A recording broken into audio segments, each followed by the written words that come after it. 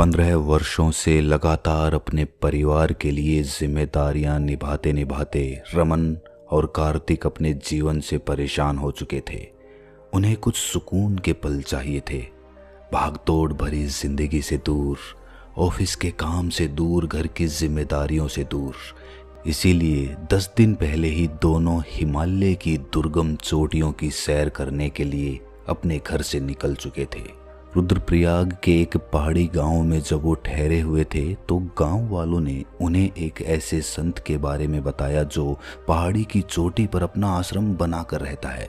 पूरे महीने में केवल एक बार वो पहाड़ी से नीचे उतरकर गांव में अपनी ज़रूरत का सामान लेने के लिए आता है और फिर दोबारा 1 महीने के लिए उस पहाड़ी पर बने आश्रम में रहने के लिए चला जाता है। रमन और कार्तिक को ये भी पता चला कि बड़ा ही दिव्य संत है। उनके चेहरे पर एक गजब का तेज है।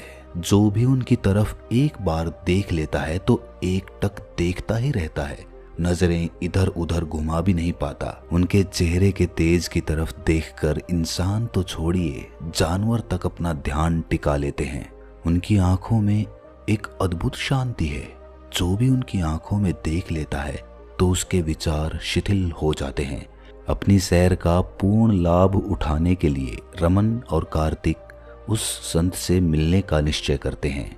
घने और डरावने जंगल को पार करके पहाड़ी की चोटी तक पहुंचना आसान नहीं था। रात के सन्नाटे में अपनी टॉर्च जलाकर रमन और कार्तिक उस चोटी की तरफ बढ़ रहे थे। जंगल में एक बहुत डराने वाली चुप्पी छाई हुई थी। उन्हें ये भी डर था कि कहीं कोई जंगली जानवर उन पर हमला ना कर दे। अपने डर को दूर भगाने के लिए दोनों बातचीत करते हुए जंगल से जा रहे थे। रमन ने कार्तिक से कहा कि कार्तिक यार, मैं अपने जीवन से बहुत परेशान हूँ। ये जिम्मेदारियां निभाते निभाते मैं थक चुका हूँ। मेरी जीने की इच्छा खत्म हो गई है। हर रोज अपनी जरूरत को पूरा करने के लिए एक ही काम पर जाना, अपने मालिक की डांट फटकार सुनना, घर आकर घर की जरूरतें पूरी करना। मैं तो अपनी जिंदगी जीना भूल ही गया हूँ। मुझे तो ऐसा लगता है जैसे मेरे जीवन में कुछ बचा ही नहीं है। बस अपनी जिम्मेदारियां निभाओ और इसी तरह जिम्मेदारियां निभाते निभाते मृत्यु को प्राप्त हो जाओ। क्या जीवन का यही लक्ष्य है कि बस जिम्मेदारियां निभाते जाओ और एक दिन उन्हीं को निभाते निभाते मर जाओ? क्या जीवन का कोई और लक्ष्य नहीं हो सकता? रमन ने गंभीर भाव से अपनी भौहें फैलाते हुए कहा कि पूरी दुनिया इसी दौड़ में लगी हुई है। केवल हम 2 ही नहीं हैं। अधिकतर लोग जो हमारे आसपास रहते हैं वो एक ही प्रकार का जीवन तो जीते हैं। अगर असल में देखा जाए कार्तिक, तो तुम्हारा और मेरा जीवन कोई ज्यादा अलग नहीं है। हम दोनों का जीवन एक जैसा है। हम दोनों की परेशानियां, हम दोनों की चुनौतियां, हम दोनों की जिम्मेदारियां भी एक जैसी हैं। कार्तिक रमन की बात का उत्तर देते हुए कहता है कि अगर मुझे वो संत मिला तो मैं उससे यही पूछूंगा कि जीवन का अंतिम सत्य क्या है। कार्तिक ने आगे कहा कि ये डरावना जंगल मुझे डरा रहा है। मुझे आज पहली बार अपनी मौत का भय हो रहा है और मुझे ये एहसास हो रहा है कि जैसा जीवन में जीता आया हूँ वो कितना व्यर्थ है। और आज जब मुझे मौत का भय हो रहा है तो मेरा मन उस अंतिम सत्य को खोजने के लिए लालायित हो रहा है। मेरे मन में ये जिज्ञासा कभी उत्पन्न क्यों नहीं हुई कि मैं कभी भी मृत्यु को प्राप्त हो सकता हूँ। मेरे पास एक सीमित समय है। उसी सीमित समय में मुझे अपने आप को खोजना है, जीवन के अंतिम सत्य को खोजना है। और आज जब मौत मेरे सामने खड़ी है तो यही सोच सोच कर मैं थर थर कांप रहा हूँ। कार्तिक जंगल के सन्नाटे से डर रहा था, लेकिन रमन थोड़ा साहसी था। उसने कार्तिक को दिलासा देते हुए कहा कि कार्तिक यार, तुम डरो मत। यहाँ से बहुत सारे लोग रात के समय भी इस जंगल से गुजरते रहते हैं। कुछ ही देर में हम उस संत के पास पहुंच जाएंगे। वो ये बातें कर ही रहे थे कि कार्तिक की नजर एक जलते हुए दीपक पर पड़ी जो कि उस रास्ते पर ही रखा हुआ था। जलते हुए दीपक को देखकर रमन और कार्तिक के मुख पर एक मुस्कान छा गई। वो उस दीपक की दिशा में बढ़ते हुए जब आगे पहुंचे तो उन्होंने देखा कि पूरा आश्रम मिट्टी के दीपक से झिलमिला रहा था। रोशनी रोशनी जंगल में फैली हुई थी और एक ऐसा अद्भुत दृश्य उनकी आंखों के सामने था कि वो उसको देखकर भाव विभोर और आनंद से भर गए, जैसे आज जंगल में वो अपनी दिवाली मना रहे हों। आश्रम के पास ही एक बहुत सुंदर पानी की झील बनी हुई थी और उसमें एक संत आराम से चंद्रमा को निहारता हुआ उसमें लेटा हुआ था। झील का पानी एकदम शांत था, उसमें कोई लहरें नहीं उठ रही थी, क्योंकि वो संत भी एकदम शांत अवस्था में उस पानी में लेटा हुआ था। आसमान में तारे टिमटिमा रहे थे और ऐसी अनुभूति होती थी जैसे वो संत उन तारों को देखकर त्राटक ध्यान कर रहा हो। उसकी नजरें इधर उधर झांकने की जगह चंद्रमा पर एकटक टिकी हुई थी। रमन और राघव बिना कोई आहट किए ये दृश्य देख रहे थे। उन्हें ये लग रहा था कि शायद संत को उनकी मौजूदगी का एहसास अभी तक नहीं हुआ है, लेकिन तभी संत की आवाज उनके कानों में पड़ती है कि सुंदरता को निहारने के लिए दृष्टा का मन सुंदर होना चाहिए। अगर उसके मन में प्रेम नहीं है तो उसे किसी भी वस्तु में कोई सुंदरता दिखाई नहीं देगी, लेकिन अगर मन में प्रेम भरा हुआ है तो कुरूप से कुरूप वस्तु में भी उसे सुंदरता का ज्ञान होगा। इस दृश्य की सुंदरता को देख पा रहे हो? कितना अद्भुत दृश्य है। मैं रोज रात को ये दृश्य इस झील में लेट कर देखता हूँ। इस दृश्य को मैं 24 घंटे देख सकता हूँ और फिर भी मैं इससे ऊबूंगा नहीं।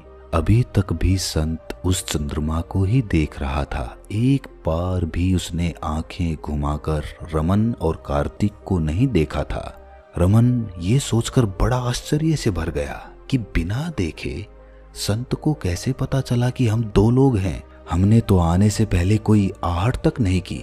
संत ने मुस्कुराते हुए अपनी आंखें चंद्रमा पे से हटाकर उन दोनों पर टिकाते हुए कहा कि योग अभ्यास करने से मेरी चेतना यहाँ चारों तरफ फैली हुई है। यहाँ पर कोई भी जानवर, कोई भी इंसान जब घुसता है तो मुझे उसकी अनुभूति हो जाती है। मुझे ये भी अनुभूति हो जाती है कि तुम्हारे मस्तिष्क में इस समय किस तरह के विचार चल रहे हैं। वास्तविकता में विचार तरंगे होती हैं और उन तरंगों को एक योगी बड़ी आसानी से समझ पाता है। ज्यादातर लोग इसे चमत्कार समझने लगते हैं, लेकिन इसमें चमत्कार जैसा कुछ भी नहीं है। ये सिर्फ योग अभ्यास के परिणाम हैं। तुम भी अगर ऐसा योग अभ्यास करोगे तो तुम्हें भी ये शक्तियां अपने आप प्राप्त हो जाएंगी। लेकिन अगर तुमने इन शक्तियों का दुरुपयोग करना शुरू कर दिया तो ये शक्तियां तुम्हें लाभ पहुंचाने की जगह हानि पहुंचाने लगेंगी। कार्तिक और रमन दोनों इस संत की आंखों में इस प्रकार डूब गए कि उन्हें एहसास ही नहीं रहा कि वो क्या पूछने यहाँ पर आए हैं, उनके सवाल क्या हैं। अचानक उस संत ने अपनी आंखें उन दोनों पे से हटा ली।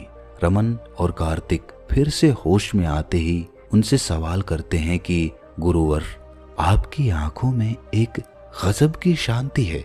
हमने आज तक ऐसी शांति कभी किसी की आंखों में नहीं देखी और आपकी आंखों में देखकर हमारे सारे विचार विलीन हो गए थे। आखिर ये कैसे संभव हो सकता है? जब हम दोनों ध्यान लगाने की कोशिश करते हैं तो विचारों के कारण हमारा ध्यान लग ही नहीं पाता है, लेकिन जब आपकी आंखों में देखा तो ध्यान अपने आप लग गया, कुछ करना ही नहीं पड़ा। और ये तो बड़ा अद्भुत है। हम तो ये आपसे जानने के लिए आए हैं कि जीवन का अंतिम सत्य क्या है और हम उसे किस प्रकार जान सकते हैं। हम सांसारिक लोग हैं बाबा, हमारी घर गृहस्थी है, हम उसे छोड़ नहीं सकते। अंतिम सत्य को जानने के लिए संन्यास नहीं ले सकते, हमें अपनी जिम्मेदारियां भी निभानी होती हैं। इसीलिए हम आपसे यही जानने आए हैं कि जीवन के अंतिम सत्य को कैसे जाना जाए, कैसे आपकी तरह अद्भुत, शांत और आनंद पूर्वक अपना जीवन जिया जाए। सांसारिक जिम्मेदारियां हमें अपने बोझ के तले दबाती चली जा रही हैं। उनकी ये बातें सुनकर सन्यासी बड़ा गंभीर हो गया। संत ने उन्हें समझाते हुए कहा कि जिम्मेदारियों से मुक्त होकर जिम्मेदारियां निभाना सीखो, उसके बाद ही तुम जीवन के असल सत्य को पहचान पाओगे। जब तक तुम जिम्मेदारियों को बोझ समझते रहोगे, तब तक जिम्मेदारियां तुम्हारा पीछा नहीं छोड़ेंगी। कार्तिक ने बड़े आश्चर्य भाव से पूछा कि महात्मन, ये कैसे हो सकता है कि हम जिम्मेदारियों से मुक्त होकर अपनी जिम्मेदारियां निभाएं? हमें तो जिम्मेदारियों के अधीन होकर अपनी जिम्मेदारियां निभानी होंगी, तभी तो हम उन्हें निभा सकते हैं। संत ने मुस्कुराते हुए कहा कि जिम्मेदारियां, कर्तव्य, फर्ज ये हर एक इंसान अपने जीवन पर्यंत निभाता रहता है। उसका जो कर्तव्य होता है उसी से उसके कर्म का निर्धारण होता है, और जब कर्म निर्धारित हो जाता है तो कर्तव्य को पूरा करने के बारे में मनुष्य सोचने लगता है। लेकिन कर्तव्य को पूरा करने के लिए जिस कर्म को हम कर रहे हैं उसके प्रति स्वाभाविक रूप से हमारे अंदर फल प्राप्त करने की इच्छा जन्म लेती है, और जब फल प्राप्त करने की इच्छा जन्म लेती है तो कर्म तत्क्षण वहीं पर मिट जाता है, वहीं पर खत्म हो जाता है। लेकिन अगर कर्म के फल से आजाद करके अपने मन को समझा जाता है तो समझ में आता है कि जिम्मेदारियां बोझ नहीं हैं, क्योंकि उन जिम्मेदारियों के लिए जो भी कर्म हम कर रहे हैं वो आनंद का स्रोत बन जाता है। लेकिन जब तक तुम उस जिम्मेदारी को खत्म करने के बारे में सोचते रहोगे, तुम्हारा सारा ध्यान कर्म के फल पर केंद्रित रहेगा। कर्म के फल पर ध्यान केंद्रित रहने से उसका ध्यान क्रिया से हट जाता है, क्योंकि कर्म को करने के लिए क्रिया करनी पड़ती है, और जब क्रिया पर ध्यान नहीं रहता है तो ध्यान वर्तमान में नहीं रह पाता, वो अतीत या फिर भविष्य की कल्पनाओं में डूब जाता है, और उसके बाद वो कर्म घटित नहीं होता जिससे कि जिम्मेदारियां कभी पूरी नहीं होती। इसीलिए मैंने तुमको समझाया कि जिम्मेदारियों को बोझ मत समझो, उनसे मुक्त होकर काम करो, फिर तुम क्रिया पर अपना ध्यान केंद्रित कर पाओगे, और उसके बाद तुम वर्तमान में रहना सीख पाओगे। उसके बाद तुम्हारी आंखों में, तुम्हारे कर्म में, तुम्हारी चाल ढाल में एक गजब का आकर्षण, एक गजब की शांति पैदा होगी। ये समझाकर सन्यासी रात्रि का भोजन कराने के लिए उन दोनों को अपने साथ उस आनंदपूर्ण आश्रम के अंदर ले गया, और इसके बाद उन्होंने अपने तमाम सवाल उस रात पूछे, और उसके बाद उनका जीवन पूरी तरह से बदल गया। तो दोस्तों, कैसी लगी ये कहानी आपको कमेंट सेक्शन में ज़रूर बताना।